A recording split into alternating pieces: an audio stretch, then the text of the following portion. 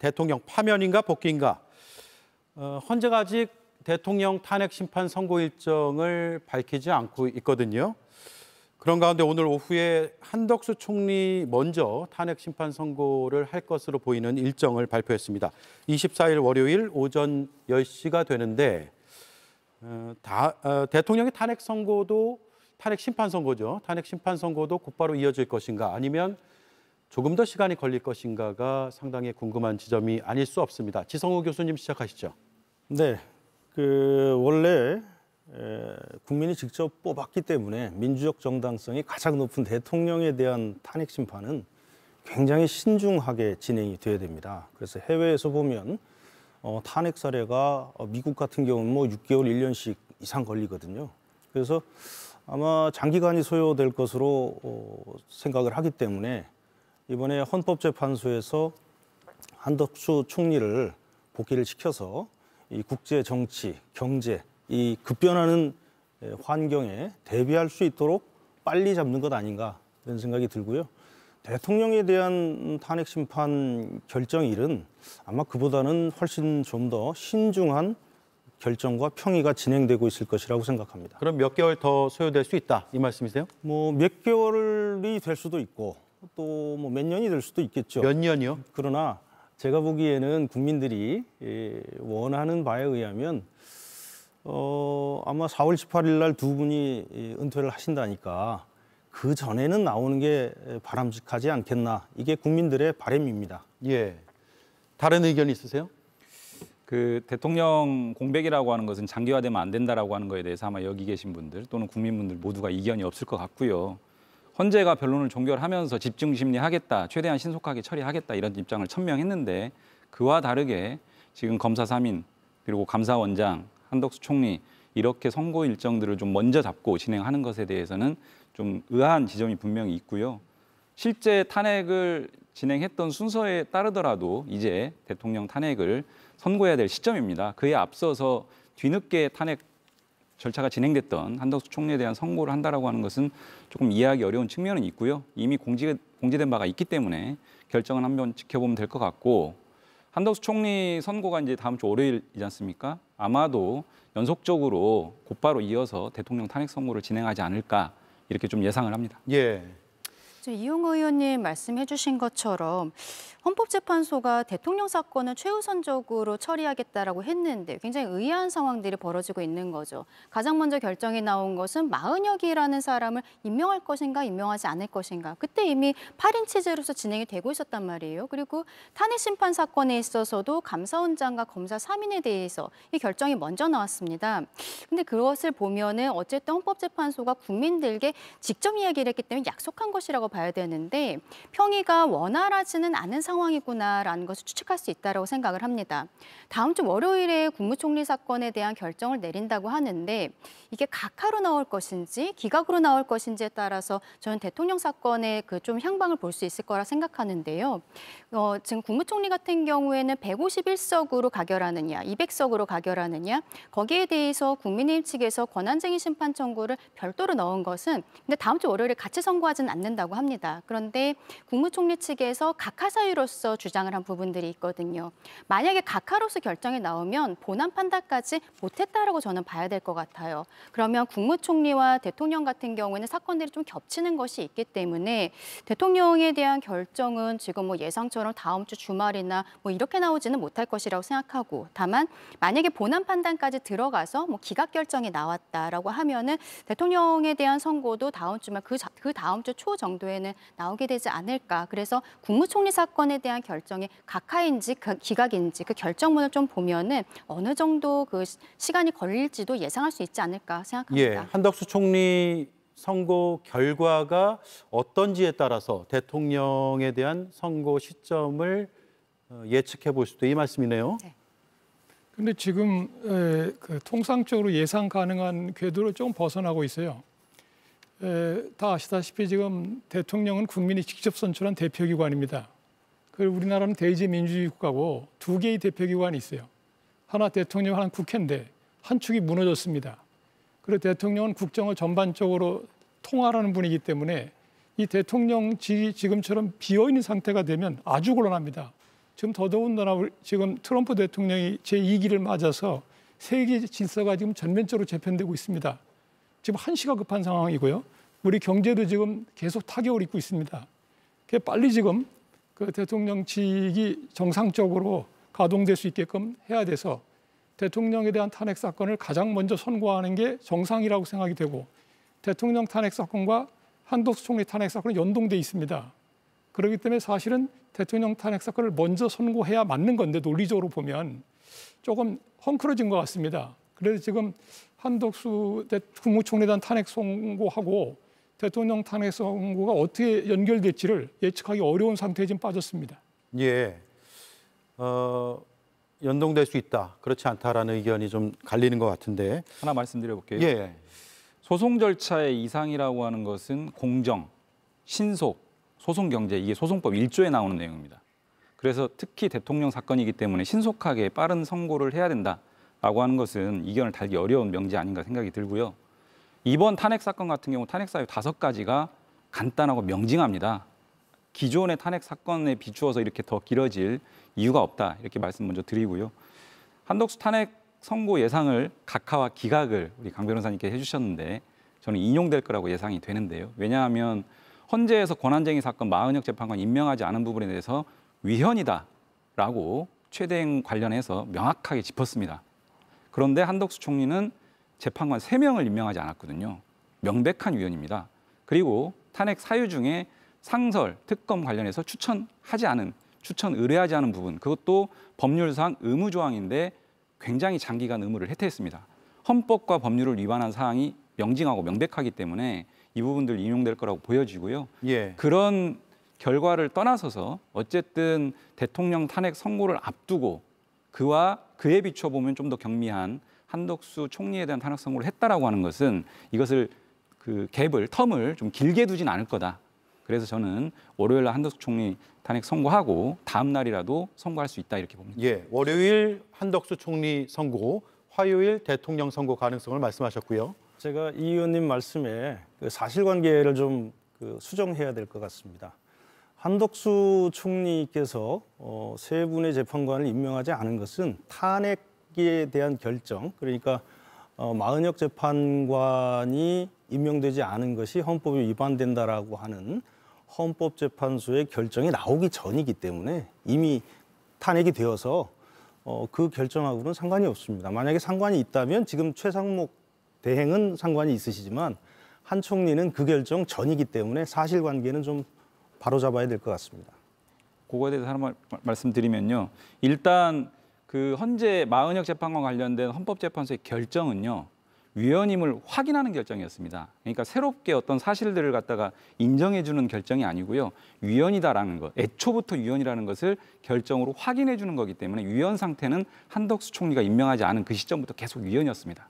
예. 그건 법리적으로 그렇고요. 근데 이제 위헌이라는 것이 헌법재판소의 권한쟁의 결정이 나왔을 때 그때 확인된 것 아니겠습니까? 왜냐하면은 초반에는요, 한덕수 국무총리가 이제 대통령이 아닌데 국회 추천 몫이라고 해도 임명을 할 수 있는 임명권 자체가 있는 것인가?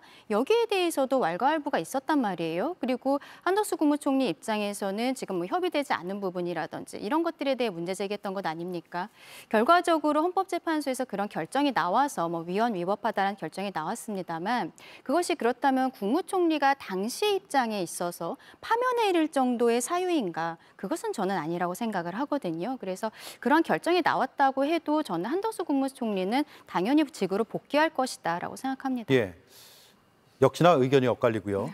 그런데 이제 대통령 탄핵 심판 선고 본론으로 들어가 볼게요. 변론 절차는 이미 한참 전에 끝났고, 그러면 되도록 빨리 선고하는 게 바람직하지 않을까라고 대중들은 생각할 수 있을 것 같습니다. 그럼에도 시간이 더 필요할까요? 지성우 교수님. 아까 모두에 제가 말씀드렸지만 이 대통령에 대한 탄핵입니다. 전 세계적으로 지금 미국이 200여 년 이상 한 번도 없었고요. 프랑스도 없습니다. 독일에서도 없었습니다. 한 30여 개 국가의 선진국 중에서 유독 한국만 지금 37년간 3번의 대통령 탄핵을 경험하고 있습니다. 대통령이라는 민주적 정당성이 가장 높은 직위에 있는 사람을 파면시키는 것을 단 3달에 결정한다고 하니까 전 세계에 있는 제 헌법 교수 동료들은 깜짝 놀랍니다. 3개월에 어떻게 대통령의 직을 파면할 수가 있겠는가. 프랑스 같은 경우는 조사에만 몇 개월이 걸리고요. 아까 제가 몇 년 걸린다고 했지 않습니까? 아예 대통령직은 프랑스 같은 경우는 그 항구성을 보장해 줍니다. 그리고 미국도 정치적인 문제 때문에 상원에서 탄핵을 한 바가 없습니다. 그런데 우리나라의 경우는 탄핵이 국회에서 너무 쉽기 때문에 탄핵을 해놓고 나서 헌법재판소의 결정이 지금 11번밖에 진행이 안 됐거든요. 11번의 그 변론으로 대통령직을 탄핵해서 국가를 혼란으로 빠뜨린다는 것, 이거는 바람직스럽지 못합니다. 예. 김선택 교수 생각은 어떠세요? 비상계엄이란 특수성도 있을 것 같고요. 글쎄 뭐 사례를 하나 들면 2022년 12월 7일에 그 페루, 남미에 있는 페루의 대통령 페드로 카스티오가 그 정확히 12월 7일, 2020년 12월 7일 11시 41분에 쿠데타를 일으켰어요. 계엄령을 선포하고 국회를 해산하고 그리고 경찰청장의 명령에서 국회를 봉쇄시켰습니다. 그리고 딱 2시간 후에 1시 42분에 1시 49분에 탄핵됐어요. 바로 그날 당일 탄핵됐습니다.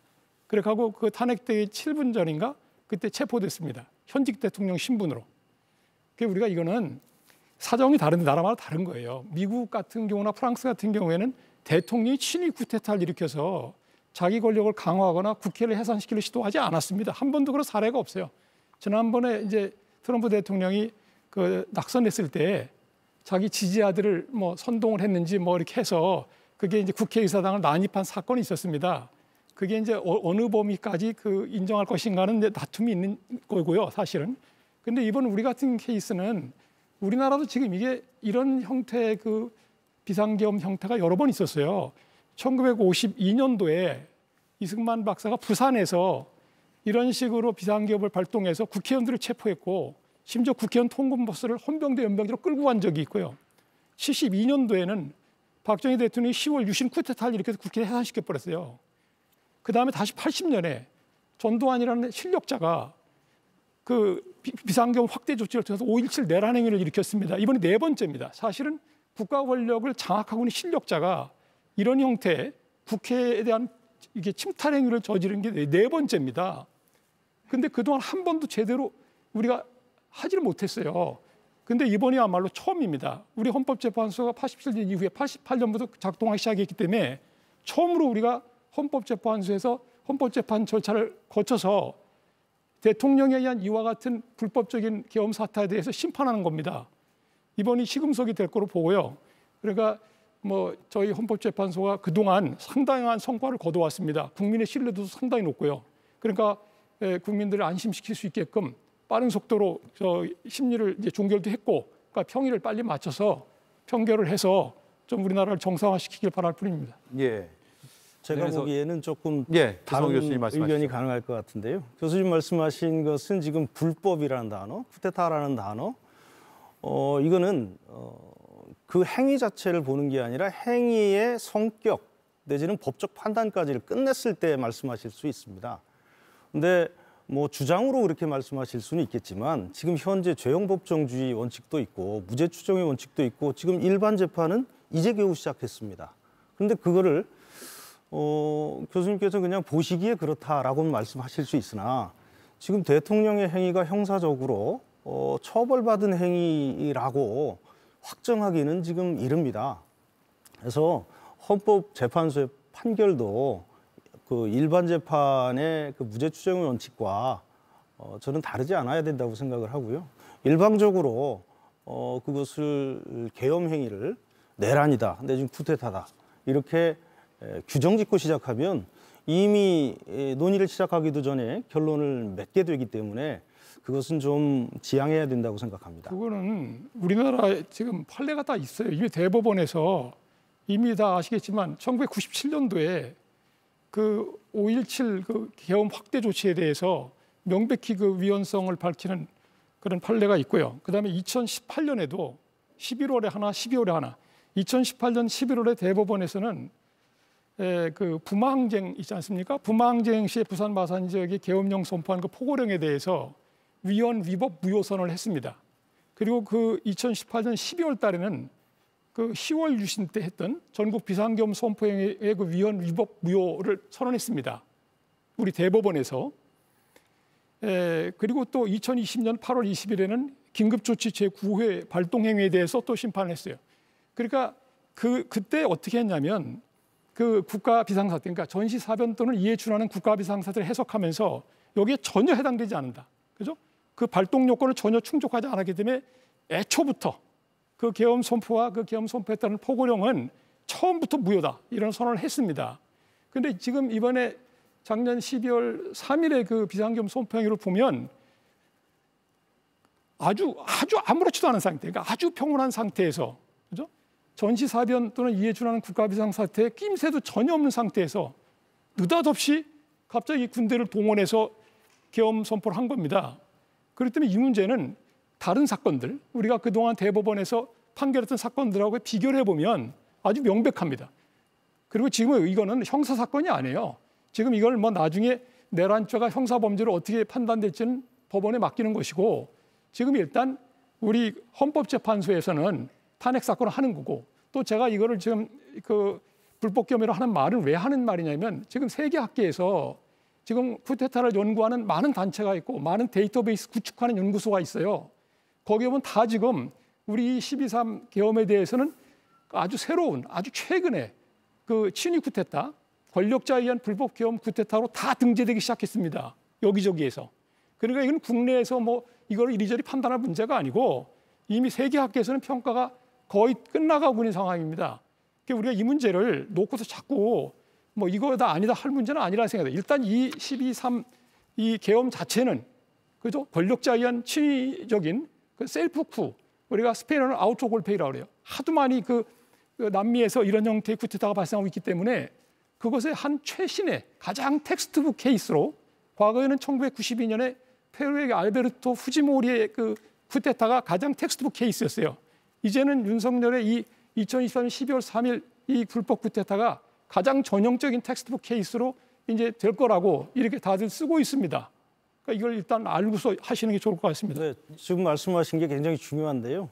그렇게들 말씀들을 하시는 분도 계시고, 또 반대로 이거 재판 받아봐야 된다고 생각하시는 분들도 많이 계세요. 전 세계적으로 제가 아시는 분들은 지금 말씀하신 대로 이게 쿠데타고 셀프 쿠고 그렇게 말씀하시는 분들도 계시지만, 아까 쭉 말씀하셨던 그 대법원 판례들 1심, 2심 대법원까지 가서 결정 받은 다음에 지금 말씀하시는 거잖아요. 근데 지금은 교수님께서는 그냥 규정하고 계세요. 1심, 2심 한 번도 안 해봤는데 단순히 이거를 헌법재판이라는 이유로 단 3달 만에 그 성격을 규정한다는 것은 저는 역사에 대해서 너무 성급한 판단이라고 생각하는 겁니다. 관련해서 좀 말씀드리면, 일단 팩트 체크를 하겠는데, 변론 기일은 11회지만 준비 기일, 즉 쟁점을, 탄핵 사유 쟁점을 정리하고 이후에 절차 진행을 좀 그 정리하는 그 변론 준비 기일이 2회가 있었습니다. 총 13번의 재판이 있었고요. 다수의 증인 신문 과정이 있었고, 검찰 수사 과정에서 방대한 수사 기록들이 확보되고 진술들이 나왔습니다. 그런 부분들을 종합해서 여러 다수의 어떤 그 내란죄 기소가 이루어졌고, 공소장에 아까 말씀드린 것처럼 다양한 헌법 제도들과 가치들을 무너뜨린 자유민주적 기본 질서를 파괴하는 어떤 행태였다라고 규정을 한 부분이 있습니다. 윤석열 정부 검찰에서까지 그렇게 했습니다. 그리고 신중과 신속이라고 하는 이 탄핵 심판 진행 속도와 관련된 이 가치의 충돌이 있습니다. 그런데 대통령 공백이 길어지면 안 된다라고 하는 거에 대해서 누가 이견이 있겠습니까? 그리고 우리 김선택 교수님 말씀 주신 것처럼 5가지 탄핵 사유 명징합니다. 군인이, 경찰이 국회에 와서 여러 가지 국회 권능 행사를 방해한다라든지 중앙선관위 들어갔다라든지 이런 부분들 사실과 다른 게 뭐가 있습니까? 그리고 법리적 판단도 어렵지 않습니다. 그렇기 때문에 위헌이다라고 규정할 수 있는 거고요. 그런 명징한 사건에 대해서 지금 국민들이 거리에서 얼마만큼 갈등을 벌이고 사회적 혼란이 야기되고 있습니까? 그리고 경제적으로 이 국정 불안정이 경제에 미친 악영향, 여기서 또 이거에 대해서 누가 이견을 달겠습니까? 예. 이런 상황을 조기에 종식시켜야 된다. 그렇다고 아무런 내용이 정리가 안 됐는데 판단하자 이렇게 얘기하지 않습니다. 내용은 다 정리됐고 그만큼 간단한 사건이기 때문에 말씀을 드리는 겁니다. 예, 제가 강전혜 변호사께 질문을 이렇게 드려볼게요. 대통령의 비상계엄 자체는 동의하지 못한다. 하지만 탄핵에는 반대다. 이게 당론인가요? 지금 당론이라고 명확하게 이야기하진 않습니다만 지금 그런 형태로 의견들이 나가고 있습니다. 처음에 40초 관점에서 제가 말씀드렸던 부분이었는데요. 비상계엄이란 수단을 12월 3일에 반드시 그 수단을 선택했어야 되는가? 거기에 대해서는 유감을 갖고 있다는 것이죠. 다만 여기에 있어서 위헌위법하다는 것에 있어 계엄법의 행정 및 사법의 기능의 수행이 완전히 굉장히 현저히 곤란한 경우 이때 비상계엄을 할 수 있는 것이 있고 대통령 입장에서는 그동안의 민주당의 폭주, 줄타내기라든지 그리고 예산안 정국, 특검 정국 이런 것들로 인해서 대통령으로서 직을 수행하는 것이 굉장히 곤란했었다라는 것이죠. 그리고 그때 또 이야기를 했었던 것이 감사원장에 대한 탄핵이 발의된 다음 날 비상계엄 선포를 했었습니다. 대통령이 감사원장 탄핵에 대해서 콕 집어서 이야기를 했었던 것은 다른 기관장들도 물론 탄핵이 적당치 않았었습니다만 헌법기관에까지 지금 탄핵 소추를 발의를 하고 있다라는 거예요. 그런데 대통령이 이렇게 비상계엄 이후에 그 이후에 결국에는 민주당에서 어떻게 했습니까? 검사 사민과 감사원장에 대해서는 초반에 탄핵 안 할 것처럼 하다가 결국 진행되었고 그리고 지난주에 결정 나온 것처럼 8대 0으로서 마무리가 되지 않았습니까? 말씀드리는 거는 민주당이 그동안의 폭주에 대해서 다투어 볼 만한 여지가 있다라는 거예요. 그래서 이것이 만약에 대통령이 그럼에도 불구하고 위헌위법하다라고 헌법재판소에서 보았을 때에도 그러면 파면을 정당화시킬 정도의 중대성이 있는 것인가? 거기에 대해서도 저희 측에서는 다시 한번 고려를 해달라고 말씀을 드리는 겁니다. 지금 광장의 열기가 굉장히 뜨겁습니다. 그리고 어떻게 보면 러프하게 봤을 때는 여론조사 과정에 있어서 지금 탄핵을 찬성하고 또 반대하고 이런 분들이 약간의 차이 정도밖에 없는 정도 수준인 거예요. 그렇다면 헌법재판소 입장에서도 신경을 쓸 수밖에 없는 것이죠. 그냥 법대로 판단을 할 것인가 혹은 지금 직접 대통령을 선출한 사람들이 저렇게 광장에 나오고 있고 여론조사에 있어서도 탄핵을 반대한 사람들이 저렇게 많은데 그 부분에 있어서 저희 입장이 저는 모순되다고 생각하지 않습니다. 그리고 거기에 대해서 어떻게 보면 한동훈 전 대표는 대통령의 출당, 탈당 이런 것들 이야기하지만 권영세 비대위원장 체제에서 그런 이야기 안 나오고 있지 않습니까? 저희는 정치적인 책임을 끝까지 지겠다 그런 입장입니다. 민주당 말씀을 하셔가지고 이제 한 말씀 드려야 되는데요. 그 계엄은 잘못됐지만 탄핵은 안 된다라고 하는 것은요. 뜨거운 아이스 아메리카노 모순입니다. 성립하기 어려운 주장이고요. 국무총리조차도 그 탄핵의 어떤 실체적 요건이나 절차적 미비 부분을 분명하게 반복적으로 인정하고 있는 마당인데 법리적으로 이 계엄 요건이 불비하다라고 하는 것, 실체적 절차적으로 이것을 법률가들의 법률 영역에서 부정하는 사람이 있을지 좀 의문이고요. 지금 말하자면 국민의힘의 그런 주장들은 이렇게 되는 겁니다. 내란죄도 인정 안 된다, 탄핵도 안 된다. 그러면 이런 엄청난 일을 저질러 놓고 어떤 책임을 물을 수 있는 겁니까? 그럼 나중에 그러면 이렇게 잘못된 계엄을 해도 된다는 겁니까? 이거 말이 안 되는, 성립이 안 되는, 그럼 그냥 넘어가자는 것인지 이렇게까지도 얘기할 수 있는 부분이고요. 국민들한테 군인들이 총뿌리를 겨눈 겁니다. 이런 상황에 대해서 법률적으로 이거는 분명하게 위헌 위법이 명확하고 검찰도 그러지 않습니까? 자유민주적 기본질서 잘 아시겠지만 헌법의 가장 핵심 가치 아닙니까? 핵심 지향인데 그것을 파괴하기 위해서 국헌문란 목적에 폭동을 일으켰다 이렇게 검찰이 규정했어요. 윤석열 정부 검찰이. 근데 이것이 어떻게 위헌이 아니고 위법이 아닌지. 이것이 만약에 파면할 정도의 중대한 사유가 아니라고 한다면 어떤 경우에 파면이 가능할지 저는 탄핵심판 제도가 무용지물이 된다라는 말씀 다시 한번 드리겠습니다. 예. 대통령의 비상대권은 사법심사 대상이 아니다 이런 주장도 있고요. 그래서 통칭이다라는 주장까지로 이어졌는데 지성우 교수님은 동의하세요? 네, 그 통칭 이론에 관해서는 영미식하고 이제 독일식이 좀 다른데요. 우리나라는 일관되게 통칭이라는 것이 있다, 존재는 인정하고 다만 이것이 이제 국민의 기본권과 중대한 이제 관련이 있을 때에는 사법심사 대상이 되겠다. 그래서 이제 중도적 입장을 취하고 있는데 어느 것이 통칭에 딱 들어맞느냐에 대해서는 이라크 판결 같은 경우에 노무현 대통령 때의 파병에 관해서 통치행위를 인정하는 듯한 그런 판결을 했습니다. 우리나라에도 이미 사례가 있고요. 또 최근에 2024년 7월 1일 날 미국 연방대법원에서 트럼프 대통령의 내란 선동 혐의에 대해서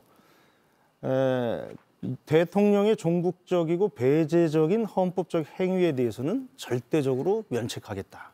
이렇게 결정을 했습니다. 그래서 아마 전 세계적으로 가장 최근에 이 권력 행위인 통치 행위에 대해서는 미국 판례가 지금 많이 언급이 되고 있습니다. 예. 그래서 저희들이 그 점에 대해서도 제가 좀 더 논의해 봐야 된다라고 한 것도 지금 요번에 그 평의 과정에서 내지는 변론 과정에서 이 문제는 전혀 논의되지 않았어요.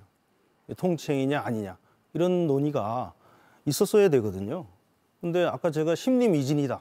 그래서 각하돼야 된다. 그런 이유 중에 하나도 지금 이게 통치행위에 속하기 때문에 이걸 아예 심리하지 않아야 된다라는 주장과 반대의 주장조차 변론의 기회를 주지 않았습니다. 그래서 제가 보기에는 최근에 미국 사례 내지는 그 우리나라의 사례를 봤을 때 이거는 통치행위론을 원용할 수 있겠다 이렇게 생각합니다. 제가 조금 설명을 좀 해야 되는데 이 통치행위 이론 자체는요 국내에 들어올 때 원래 이게 이제 독일 이론이 들어온 거예요. 우리한테는 레기오롱스 악트 테오리라고 하는 독일 이론이 들어왔는데 그 독일의 그 이론은요 독일의 1933년 이전에 없었던 거예요. 그게 이제 프랑스에서 가져온 거예요. 프랑스 들어온 건데 1933년 이후는 나치 시대입니다. 그러니까 나치가 이제 그 다 아시다시피 아주 불법적인 행동을 많이 했기 때문에 사법 심사를 받지 않는 이론으로 도입한 거예요. 근데 그게 2차 대전 이후에 나치가 패망한 이후에 이 통치행위 이론을 어떻게 할 것인가를 독일 공법학이 토론했습니다. 했는데 40년대, 50년대, 60년대 초반까지는 그래도 불가피하게 고도의 정치적인 행위를 사법심사를 하기 어려운 게 있을 수 있지 않냐는 걸 유지하다가 그 후에는 포기했습니다. 현재의 독일 학계에 나와 있는 모든 코멘트나 교과서를 보면 독일 헌법학에 더 이상 통치행위라는 카테고리는 존재하지 않는다. 이게 통설입니다. 완전히 독일에서는. 그다음에 지금 말씀하신 노무현 대통령 이라크 일반 그 사병 파병한 거 거기서 통치행위 말이 이제 나오죠. 정치 문제로 나와서 사법자질을 하고 있는데 그 결정으로 잘 읽어보시면 어떻게 돼 있냐면 그 이라크 파병과 관련해서 대통령과 국회와 모든 절차를 다 지켰다는 겁니다. 국가안전보장회의 자문도 받았고 국회에 보내서 거기서 다 절차를 밟고 동의를 받아서 절차기획인 거. 그러니까 헌법과 법률에 있는 모든 절차적 조건은 다 갖췄다는 거예요. 그렇기 때문에 실질적인 내용에 관해서는 굳이 법원이 이걸 판단할 문제는 아니다. 이렇게 들어간 겁니다. 근데 이번에 우리 그 뭡니까 12.3 그 계엄 조치를 보면 절차부터 하나도 안 지켰잖아요. 절차부터. 우리가 옛날에도 통치행위를 우리 국내에서 인정해서 지금 아무도 인정 안 해요. 인정할 때도 어떻게 했냐면요. 아무리 고도로 정치적인 행위이기 때문에 법적인 판단도 어렵고 재판도 어렵고 재판의 결과도 집행하기 어렵다 했을 때 통치행위를 인정했었는데 그때도 헌법과 법률에 명시된 규정이 있으면 그건 지켜야 한다 했던 거예요. 절차적인 요건이 있거나 여러 가지 상황적 요건이나 그죠? 꼭 충족될 법적 요건이 있으면 그건 심사할 수 있는 겁니다. 근데 이번 경우는 다 요건을 다 위반해 버렸어요.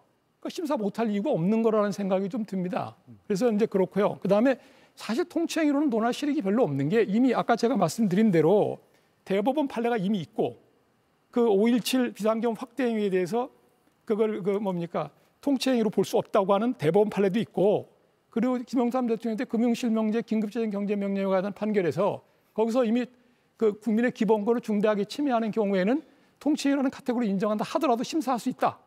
그러니까 그리고 아까 말씀드린 2018년도 두 개의 대법원 판례를 봐도 명확하면 그러니까 현재 우리나라의 그 대법원이나 헌법재판소에서도 통치행위라는 개념을 인정할 수 있을지 모르지만 그것이 국민의 기본권을 침해하거나 아니면 이 5.17, 5.18 사태처럼 국헌문란 목적으로 이런 그 계엄권을 발동할 이렇게 할 경우에는 사법심사를 할 수 있다는 게 확립된 판례예요.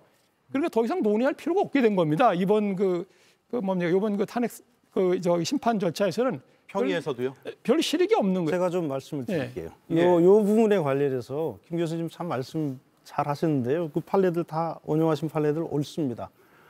맞는데요. 그러면 사법심사를 해야죠. 그 권력 구조에 관해서 통치행위를 적용하지 않고 그리고 국민의 기본권에 침해가 있다 그러면 사법심사를 하는 게 맞지 않습니까? 여기서의 사법심사는 헌법심사도 있고 또 일반 법원의 심사도 있었을 겁니다. 근데 저는 11번의 그 변론에서 단 한 번도 이 부분에 대해서 사법 심사를 한 거를 보이지 못했습니다. 그러니까 그래서 그 제가 말씀- 말씀을 드리는 거예요. 그런데 그 말씀 아니 그러니까 통째미는 절차에 대해서 피청구인 측, 변호인 측이 얼마든지 주장할 수 있는 거예요. 그런데 주장은 일부 하다가 거의 안 했습니다. 왜냐하면 그게 별로 이제 뭐라 하나 별로 먹히지 않는 그 주장이었기 때문에 지속적으로 안 해요. 저도 원래 처음에 예상할 때는 이 사건은 아마 통치행위 논쟁이 많이 심각하게 벌어지겠구나 생각했는데 놀랍게도 피청구인 측에서 별로 얘기를 안 하더라고요. 예. 왜냐하면 헌법재판소 대법원 판례가 딱 있다 보니까 주장이 어렵다는 걸 알게 된 거죠. 제가 탄핵 네. 예, 짧게 소추단이었으니까 한번 부탁드릴게요. 탄핵 법정에서 변론이 있었고요. 그다음에 서면에서도 각하 사유 중에 하나로 사법심사 대상이 안 된다라는 주장은 분명히 있었고요. 그거에 대해서 또 반박도 있었고요. 그래서 심리가 또는 어떤 주장이 공방이 없었다 이런 것은 좀 사실이랑은 다른 것 같고 이게 사법심사 대상 자체를 부정하는 것은 아마 지 교수님도 아닌 것 같고 제대로 좀 공방이 이루어지고 거기에 따라서 심리가 좀 판단이 정확하게 이루어졌으면 좋겠다 뭐 이런 취지 같고요. 그 부분 아마 평의 제가 과정에서 말씀드리는 요지도 그겁니다. 예. 심리가 미진했다고 자꾸 말씀드리잖아요. 이거 굉장히 중요한 사안이거든요.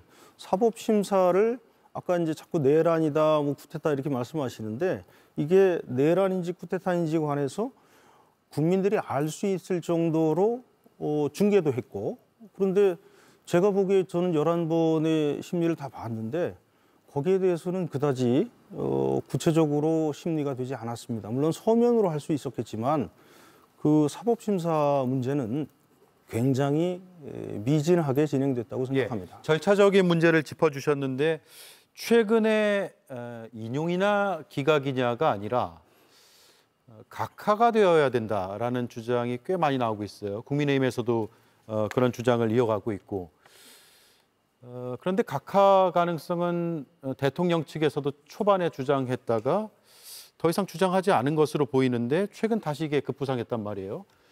탄핵 소추 의원이시니까 네. 또 절차를 쭉 지켜보셨으니까 각하의 가능성이 조금이라도 열려 있다고 판단하세요? 각하의 여지는 없다고 생각하고 말씀하신 것은요. 사실은 이제 탄핵 법정이라든지 서면 공방 과정에서는 그렇게 막 뜨겁게 쟁점이 되지 않았습니다. 피청구인 측에서 초반에 좀 주장하다가 그 뒤로 막 본격적으로 이런 부분들을 쟁점화 시키지 않았고요.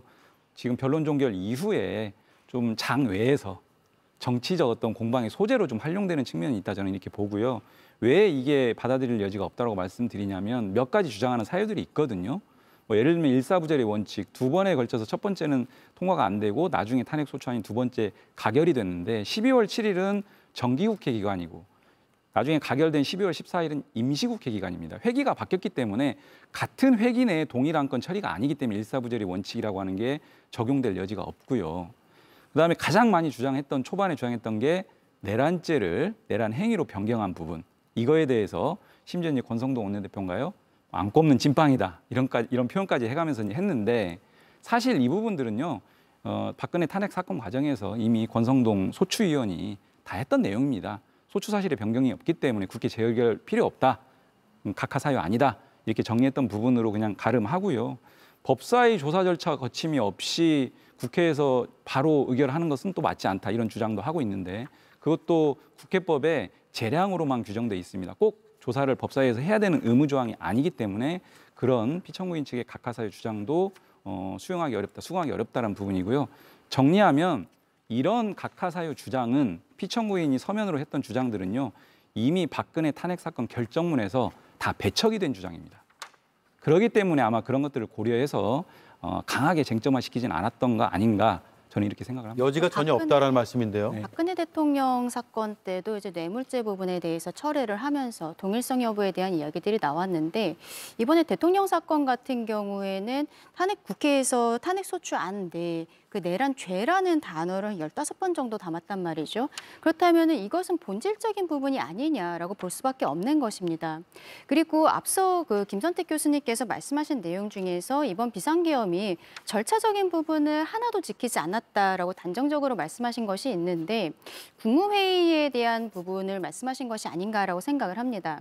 근데 국무회의에 있어서 뭐 아까 이 의원이 말씀하신 것처럼 국무총리 같은 경우에도 대통령에게 좀 부정적인 발언들을 의결을 하고 이런 것들이 있습니다만 국무회의의 절차가 심의였다라는 것이죠. 의결이 아닙니다. 결과적으로 결정하는 것은 대통령이었다는 거죠. 그리고 그 과정에 있어서 정족수를 지키기 위해서 어쨌든 기다려줬었던 부분들, 왜 회의록이 없느냐, 부서가 없느냐 이런 이야기들도 하고 있습니다. 그런데 탄핵심판 과정에서 대통령 측에서 이야기를 했었던 것은 이런 회의록 같은 것을 준비를 미리 하다 보면은 국방부에서 준비를 해야 되는데 국방부 장관이 자료를 만드는 것이 아니잖아요. 그러면 일선 직원이 만드는 과정에 있어서 비상계엄을 지금 준비하고 있다는 것이 노출될 수 있다. 그리고 부서 같은 경우에는 추후에 받으면 된다라는 이야기를 했습니다. 저는 굉장히 받아들일 수 있는 부분이라고 생각을 해요. 특히 이게 의결이 아니라 심의 절차이기 때문에 그런 것인데 지금 여기에 대해서 헌법재판소에서도 아마 이 절차적인 부분에 대해 고민을 하고 있을 것이지만 교수님께서 아까 좀 단정적으로 말씀을 하셔서 말씀드립니다. 그 한 말씀 이제 보태면은 우리 이용우 의원님 말씀하셨지만 지금 제일 그 각하 얘기할 때 제일 많이 하는 말이 그거 같아요. 왜냐하면 권한쟁의 심판에서 그 이제 5분은 그 국회에서 먼저 헌법재판관 3명을 선출했을 때 선행하는 국회의사가 있으니까 그 국회의장이 대표의 자격으로 그 국회 본회의 의결을 거치지 않고 권한쟁의 심판을 청구한 게 문제가 없다는 게 다수 의견이었고 3분의 의견이 조금 달리 나왔어요. 그죠? 다시 본회의 의결을 받았어야 된다. 그러나 추후적으로 다시 의결을 했기 때문에 추인한 걸 본다 이렇게 넘어간 겁니다. 거기서 힌트를 얻었을지 모르겠는데 그러니까 이번도 이 탄핵 소추 사유서에 소추 사유의 동일성이 파괴됐으니까 그 부분에 관해서는 각하해야 되거나 아니면 본회의 의결을 다시 받아와야 된다. 뭐 이렇게 되는 주장 같아요. 근데 그건 그렇게 주장할 수 없는 게 우리가 노무현 대통령 탄핵 사건 때 이미 헌법재판소는요 2004년에 벌써 노무현 대통령 탄핵 사건에서 어떻게 했냐면은 소추의결서에서 그 위반을 주장하는 법 규정의 판단에 관하여 헌법재판소는 원칙적으로 구속을 받지 않으므로 이렇게 돼 있어요. 그래서 국회 청구인이 그 위반을 주장한 법 규정 외에 다른 관련 법 규정에 근거하여 탄핵의 원인이 된 사실관계를 판단할 수 있다. 다시 말하면 적용 법조를 달리하거나 그죠? 법 규정에 대한 판단은 헌법재판소의 재량이다. 이렇게 해버린 겁니다. 그러니까 지금 탄핵 소추 사유를 의결서 안에 뇌물죄로 썼던 거를 형사 범죄로서의 뇌물죄까지 판단하지 말고 그 탄핵 그 사유가 성립하는지 여부에 관해서 그 내란 행위를 그 판단하라. 이 정도는요. 그 행위에 대한 사실 행위 자체에 대한 어떤 법적 판단을 달리하는 데 불과한 것이기 때문에 이건 소추 사유를 변경한 게 아니에요, 전혀. 그러니까 상관이 없는 거고요. 그다음에 지금 그 강 변호사님 말씀하는 그 부분 사실 정확히 말하면 윤 대통령은 국무회의 심의를 할 생각을 안 했어요, 아예. 왜냐하면 그 12월 3일이 바로 국무회의를 했던 날입니다, 오전에. 그러니까 국무회의를 할 생각도 안 했던 거예요. 그런데 나중에 한덕수 총리가 와서 이거 국무회의를 해야 됩니다 해서 급하게 소집을 했는데 그때도 안건을 얘기를 못했어요, 보안 문제 때문에. 그러니까 제때 못 들어오고 뭔지도 모르고 달려들어온 거예요, 국무위원들이. 그러니까 거기 안건 상정도 없었던 겁니다. 그러니까 제대로 심의할 수가 없었던 거예요. 그리고 다 모였을 때 그냥 윤 대통령이 들어와서 딱 5분 자기 얘기만 하고 나가버린 거예요. 그러니까 거기 모였던 국무위원들이 회의를 했는지 안 했는지 간담회인지도 몰랐던 겁니다. 그뿐만 아니라 나와서 그 계엄 선포를 한 다음에 원래는 계엄 선포문을 서면으로 만들고 부서를 해서 국회에 통고를 해야 되는데 국회에 간 서면 아예 없죠. 네. 아무것도 없습니다. 그죠? 그러면 그 통고된 서면을 가지고 국회는 계엄 해제 의결을 할지 말지 정해야 되는데 심지어 그 12월 3일 23시로 포고령이 발령됐다. 효력이 있다고 해놓고서는 바로 국회를 쳐들어가서 국회의원들을 체포하려고 한 겁니다. 포고령 위반이다 이래가지고. 그러니까 이 상황을 보면 어떠한 법정조차도 지킬 의지가 하나도 없는 거예요. 제대로 지키지도 않았고. 그러니까 그리고 이제 지금 이렇게 합니다. 국무회의 심의는 사실 굉장히 형식적인 걸 저도 압니다. 매우 형식적이에요. 그죠? 그러니까 거기서 그냥 국무위원들이 돌아가면서 쭉 그냥 자기가 가져온 안건을 그냥 발표하고 제대로 거기서 부서도 안 하고 헤어졌다가 나중에 받고 막 그래요. 전자로 받기도 하고. 그렇게 하는데 아예 그조차도 전혀 염두에 두지 않은 겁니다. 예.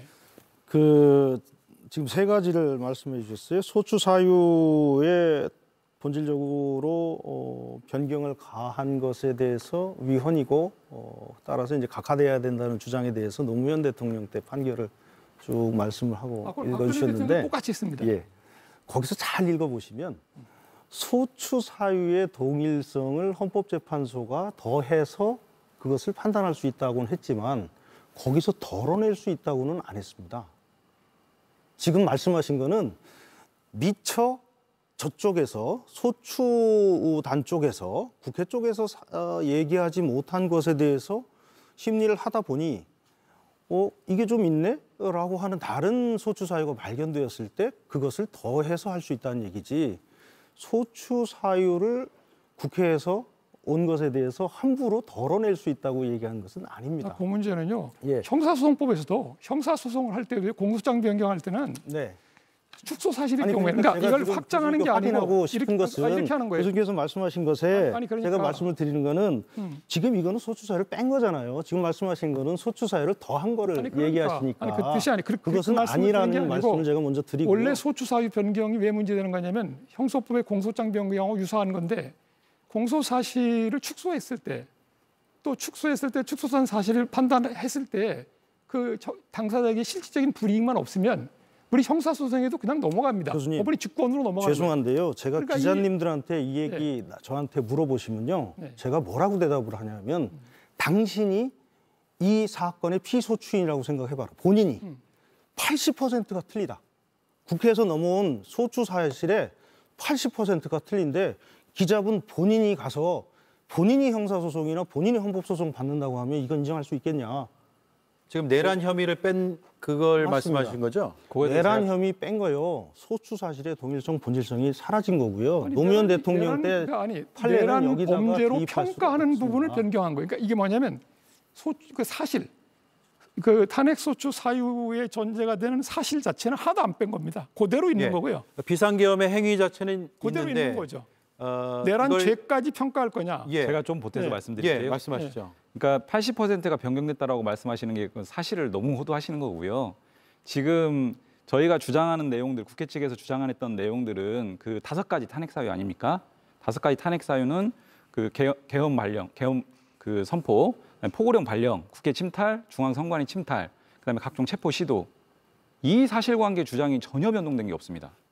그러면 이 사실관계가 헌법에 위반되느냐, 아니면 법률인 형법, 이 형법에 위반돼서 내란 죄가 되느냐, 이건 법률적 평가의 영역이고, 법률적 평가의 영역은 그 교수님 말씀하신 것처럼 헌법재판소에서 재판관들이 판단할 영역이다. 이렇게 이제 아주 확립된 법리입니다. 아마 지 교수님도 아실 텐데 이런 확립된 법리에 따라서 재판관들이 판단할 수 있는 법률 평가의 영역인데 이거에 따라서 각하가 되고 안 되고 결정되면 재판관들이 어떻게 평가하느냐에 따라서 이 사건의 어떤 각하 여부가 결정된다라는 좀 너무 황당한 결론에 지금 이르잖아요. 말씀하시는 것은 네. 죄는 빼고 그 죄의 기본 사실이 되는 사실관계는 거기다 남겨놓는다는 말씀이시잖아요. 그대로 남겨놨죠. 네. 주장도 그게 그대로. 일반적으로 이게 헌법이라는 것은 일반인의 상식에서 그것을 해석할 수 있고 그리고 받아들여져야 되는데 한참 설명해도 잘 모르세요. 그러니까 그 기본적인 행위 사실은 그대로 놔뒀는데 죄는 뺐다. 그러니까 이게 제대로 이해가 안 되는 것이죠. 강전의 변호사 생각은 어떻습니까? 그러니까 기본적으로 내란죄를 뺀 이유에 대해서 국회 측, 특히 민주당 측에서는 속도를 높이기 위한 부분이다라고 이야기를 하고 있잖아요. 근데 저는 이것에 대해서 오히려 먼저 판단해야 되는 것이 아닌가. 그래서 실질적으로는 대통령 측에서 그 동일한 사실관계로 형사소송이 진행 중일 때는 재판을 정지시킬 수 있다. 탄핵 심판을. 손준성 검사가 그렇게 되지 않았습니까? 이 조항을 저는 주장할 줄 알았어요. 그런데 하지 않고 지금까지 오고 있는 상황 아니겠습니까? 저는 앞서서 우리가 왜 이 결정이 늦어지는가에 대한 이야기를 했을 때 대통령의 구속 취소 결정이 좀 결정타가 있지 않았나라고 생각을 해요. 그 과정에 있어서 절차의 문제들, 이것을 지기현 부장판사가 정확히 집어내지 않았습니까? 그러면은 여기에 있어서 지금 내란 행위로서 남겨놨다라고 이야기를 하시지만 헌법재판소 입장에서는 내란 행위라는 것이 형사적으로 내란 죄에 해당하는가에 대해서 분명히 내부적으로 판단이 저는 있을 것이라고 생각을 하거든요. 그렇기 때문에 지금 변동, 동일성은 그대로라고 지금 민주당 측에서는 주장하는 것 아니겠습니까? 그럼 지금까지의 과정에 있어서 본인들이 절차적으로 미비했던 부분들이 오히려 내란 죄라는 것들도 헌법재판소에서 보고 있기 때문에 오래가고 있는 것이 아닌가. 저는 오히려 그렇게 반론 생각합니다. 듣고 첫 번째 쟁점 마무리할게요. 누가 해주시겠습니까? 그러니까 계엄 선포를 했던 사실, 이런 사실은 변동 없이 그대로 주장하고 있고 그것이 어떤 헌법 조항이 위반되느냐라는 것을 중심으로 이제 공방이 오고 갔고 평의 과정이나 판단 과정들도 그걸 중심으로 이루어질 텐데 그 부분이 더 나아가서 형법상 내란죄에 해당되느냐라고 하는 부분들은 우리가 신속한 진행을 위해서라기보다는 어떻게 보면은 탄핵 심판이 가지고 있는 본질적 속성, 즉 헌법 재판이거든요. 헌법의 위반 여부를 중심으로 이 사건을 좀 접근하는 게 좋겠다라고 하는 부분이었고요. 그래서 내란죄 성립 여부는 형사재판에서 이제부터 시작하면 되는 겁니다. 헌법재판소에서 그런 것까지를 포함해서 이렇게 좀 평의가 길어지고 있다 이렇게 본다라기보다는 저는 결론이나 탄핵 사유 5가지 인정 여부에 대해서는 크게 이론은 없을 것이다. 왜냐? 법리에 정통한 분들인데 법률 영역에서 이게 이론이 있을 거라고 보여지진 않고요. 다만 여러 가지 국민적 혼란이 있을 수 있기 때문에 사실관계라든지 논리 구성에 있어서 좀 더 논란을 좀 최소화하기 위한 꼼꼼한 작업 때문에 그런 거 아닌가 이렇게 생각을 합니다. 헌법재판소에서는 내란죄를 뺐고 내란 행위가 남아있기 때문에 오히려 내란 행위라는 것이 무엇인가 그 정의부터 내려야 되는 상황이라고 저는 생각하거든요. 그런 부분도 헌법재판소에게는 오히려 부담이 가지 않을까라고 생각합니다. 예, 지성호 교수님이 계속 손을 들고 예, 계셔서 제가 이용호 의원님 말씀하신 것 때문에 좀 반론을 제기하려고 그러는데요. 이번에 그 헌법재판소에서 절차적 하자 문제 때문에 뭐 유명하신 교수님들 비롯해서 국민들도 의아해하는 부분이 되게 많죠. 그게 왜 문제가 지금 발생했냐면 아까 말씀하신 바로 그 부분 때문입니다. 헌법재판이기 때문에 일반 형사 절차와 다르다. 자꾸 그렇게 말씀하시는데요. 이건 이제 헌법재판을 어떻게 바라보느냐에 따라서 좀 틀린데 제가 보기에는 헌법재판이라는 것은 헌법재판이라는 이유로 일반 형사 절차를 모두 무시하고 그냥 대충 이렇게 신속하게만 하는 것이 아니고 국제 정세, 국내외 모든 상황, 정치, 경제, 사회, 문화, 또 국민의 여론, 그리고 이 사건이 각하, 인용, 기각 결정됐을 때 이게 미래법적 차원에서 어떠한 그 영향이 있을 것인지를 포괄적으로 고려해서 판단하라. 그렇게 받아들이는 것이 저는 헌법재판이라고 생각합니다. 예. 우리가 이제 그 형사범죄가까지 되느냐 아니면 헌법 위반으로 촉하냐 이 문제가 있는데요. 우리 헌법재판소법에 보면 어떻게 되어 있냐면 동일한 사유로 형사재판이 계류될 경우에는 이 헌법재판은 정지할 수 있게 돼 있어요. 할 수 있게. 만약에 그 탄핵 심판을 제기한 그 사유에 대해서 형사범죄가 먼저 확정돼야 탄핵 재판을 할 수 있다고 한다면 아예 헌법재판소를 달리 정했어야 돼요. 모든 동일한 그 탄핵 소추 사유에 해당하는 사실에 대해 형사 그 재판이 계류돼 있으면 무조건 정지하게 했어야 됩니다. 그러려면. 그래서 그렇게 안 했어요. 재량 규정을 해놨습니다. 왜 그렇게 했느냐? 이번에 검사 한 분의 탄핵 사건은 실질 정지를 했습니다. 그죠? 형사 재판이 끝난 다음에 하기로 한 게 하나 있죠. 근데 대통령 사건은 그렇게 안 했어요. 왜 그런가? 이거는 형사 재판을 다 거쳐서 올 정도의 시간적 여유가 전혀 없는 사건입니다. 아까도 제가 초장에 말씀드렸지만 지금 세계 질서가 다 재편되고 있고요. 굉장히 심각한 크게 요동치고 있어요, 지금. 근데 이 상황에서 우리가 빨리 대통령이 지금 빨리 정상화돼서 정부가 여기에 대처를 해야 되는데 지금 큰일 났습니다. 예. 그러니까 이 상황에서 빨리 해야 되기 때문에 예. 말씀만 어쩔 수 없이 말씀 그래서 마무리하시고 그러니까 30초. 한마디만 하면 이렇습니다. 그러니까 형사재판과 그 뭡니까 탄핵재판은 전혀 다른 성격이에요. 탄핵재판은 특별한 종류의 징계 절차에 불과한 것이고요. 그러니까 형사재판, 형사범죄까지 있을 때 그 형사범죄의 확정 여부를 기다렸다 할 건지 아니면 빨리 진행할지는 헌법재판소의 재량사항으로 규정이 되어 있는 거죠. 알겠습니다. 네. 자, 30초 드리고 마칠게요. 지금 말씀하신 것처럼 국제 정세도 지금 불안하고 여러 가지 경제 환경도 불안정한 상황이니까 빨리 대통령에 대한 탄핵 심판을 진행해서 각하해서 복귀시켜 드리고 그리고 나서 아까 말씀하신 일반 형사 재판 진행하면 됩니다. 그래서 그 일반 형사 재판과 헌법 재판의 문제는 제가 보기에는 각하하고 나면 그것은 진행하면 되는 거기 때문에 큰 문제가 안 된다고 생각합니다. 알겠습니다. 첫 번째 쟁점을 여기서 일단 마무리를 하고요.